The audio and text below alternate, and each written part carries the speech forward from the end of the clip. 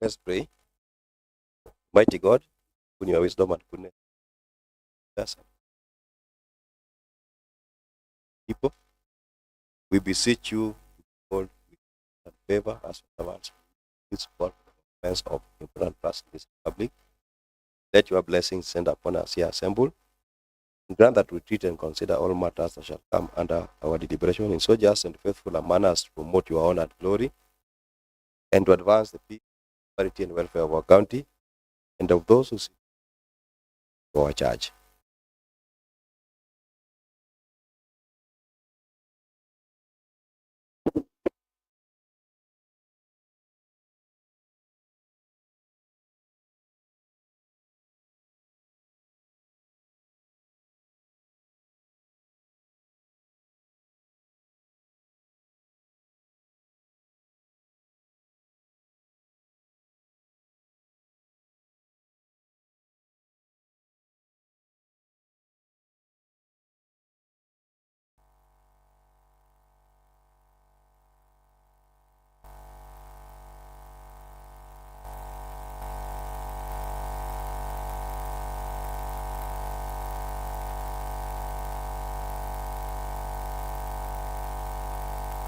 I want to request the Senator to ring the quorum bell for the first 5 minutes. When the quorum bell has been run, no members should move out.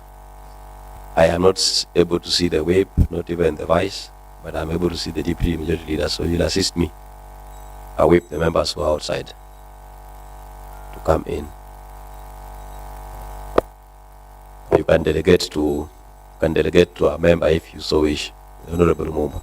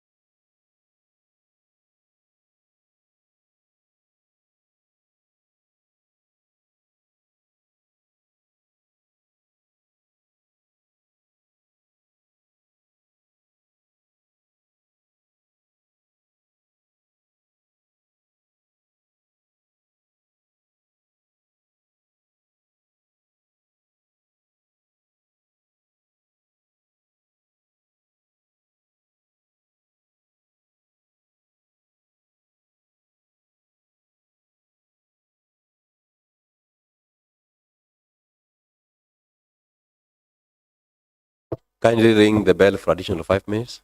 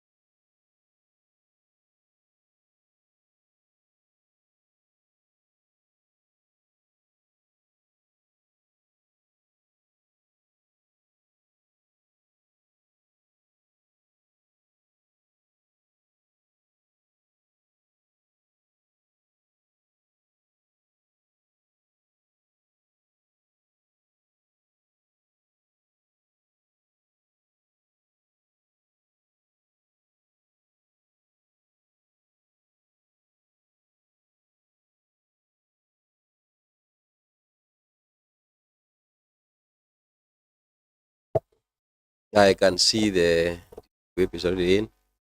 We have a quorum.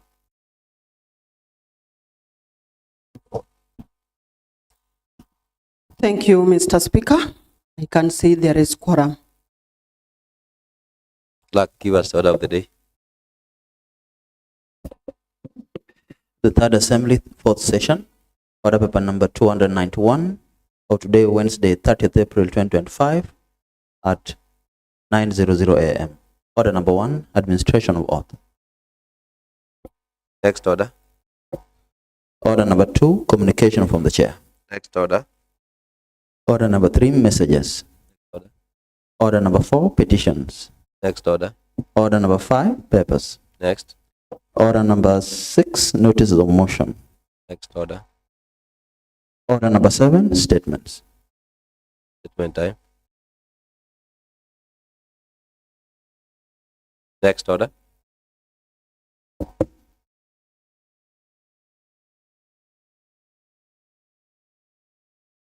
Order number 9, motion on the adoption of the report of PICPAC committee on the examination of the reports of the Auditor General on the financial statement of Jaramogi Oginga Odinga Teaching and Referral Hospital for the financial year 2023-2024 by the Honorable Kennedy Oko. Honorable Kennedy Oko. Thank you, Mr. Speaker. Mr. Speaker, on behalf of the Public Accounts and Investment Committee, PICPAC, and pursuant to the Kisumu County Assembly Standing Orders 188, I wish to present to this House report on the examination of the report of Auditor General on the financial statement of Jaramogi Oginga Odinga Teaching and Referral Hospital for the year ended 30th June 2024. The County Assembly exercises oversight over county government entities for investments and their expenditure pursuant to Article 185(3) of the Constitution of Kenya 2010 through the Public Accounts and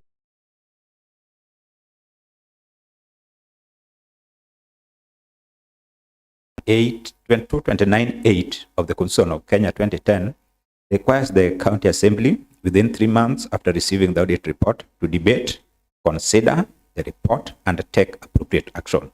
The committee held 2 sittings during which it received written and oral evidence from the accounting officer on audit queries raised by the Auditor General on financial statement of Jaramogi Oginga Odinga Teaching and Referral Hospital for the year ended 30th June 2024. Honorable Speaker, I wish to register my appreciation to the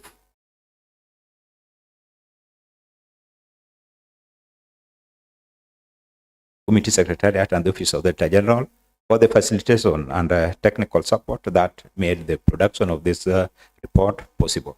Honorable Speaker, on behalf of the Public Accounts and Investment Committee, I now wish to move a motion on the consideration of the Auditor General's report on financial statement of Jaramogi Oginga Odinga Teaching and Referral Hospital for the year ended 30th June 2024 and urge the House to adopt it. Honorable Speaker, report on the Auditor General on the financial statement of Jaramogi Oginga Odinga Teaching and Referral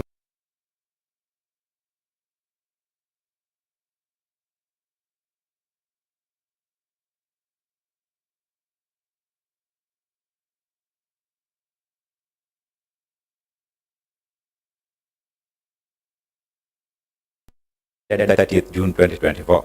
The following officers accompanied him.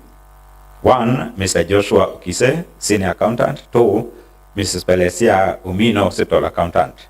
The following officers represented the Office of the Auditor General in the meeting. Mr. Kennedy Ongoi, Deputy Director, OAG. Basis for qualified opinion. Honorable Speaker, the opinion of the Auditor General was qualified with the following issues being raised. 3.1, inaccuracies in presentation of financial statement. 3.2, unsupported receivable from exchange transactions. 3.3, unsupported property, plant and equipment. 3.4, unsupported depreciation and amortization expenses. Expense. 3.5, unreconciled NHIF and Marwa records. 3.6, misstatement of employee cost. 3.7, budgetary control and performance. 3.8, unresolved prior year matters. 3.8, 4.1, non-compliance with prescribed standard of preparing the impress register. 4.2, stall construction of cancer center. 4.3, managed equipment services. 5.1, insufficiencies in implementation of universal health care, UHC. 5.2, lack of audit committee. Summary. The committee summarized the following observations.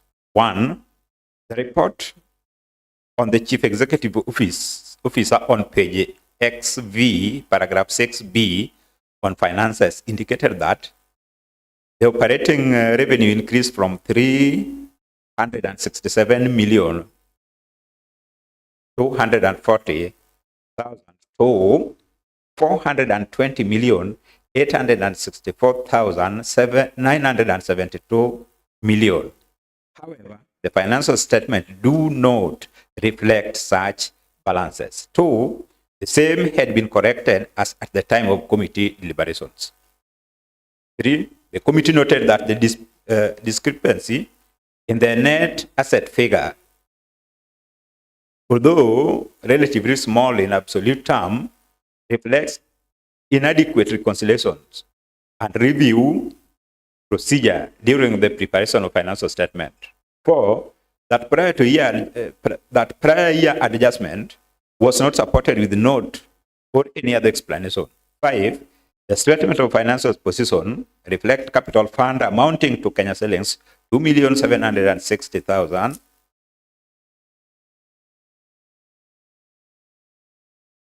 2,760,000,000, while the statement of charge in net asset reflect amount of 2,756,528 2,756,528,140, resulting to an unreconciled variance of 3,471,806 that has not been explained. 6, that the hospital management failed to adhere to Public Finance Act 2012, Section 164, bracket 1, which states that at the end of each financial year, the accounting officer for a county government entity shall prepare financial statement in respect of the entity in format to be prescribed by the Accounting Standard Board. 7, that the management recorded an amount of Kenya shillings 196,463,806 in respect of receivable from exchange transaction, representing 64% increase compared to the prior year balance of 120,071,851, resulting in a significant rise of 76,391,955. 8, that records provided in support of the receivable shows that most of the debts are due from public entities, which includes the prison department, the National Youth Service, and the National Hospital Insurance Fund. 9, that at the time of committee deliberations, the management had made several follow-up on the public entities' debt collection in order to reduce the debt within a shortest time. 10, that physical inspection of the auditor revealed that hospital was in possession of several assets, including motor vehicle, medical equipment, ICT equipment, computers, printers, networking infrastructure, which were not included in property, plant, and equipment. 11, the management had appointed the Asset and Liability Committee that finalized the identifications and listing of assets awaiting tagging and valuation. 12, that the title deed indicated that the land is approximately 22.38 acres, which translate to approximately acres. That is 228 to 2.38. That is in terms of acres, which translates to approximately 55.3 acres. However, the valuation report provided indicated that the land area was approximately 10.92 hectares or 27 acres, leading to an explained variance of 28.3 acres or 11.5 hectares between two documents on the land size.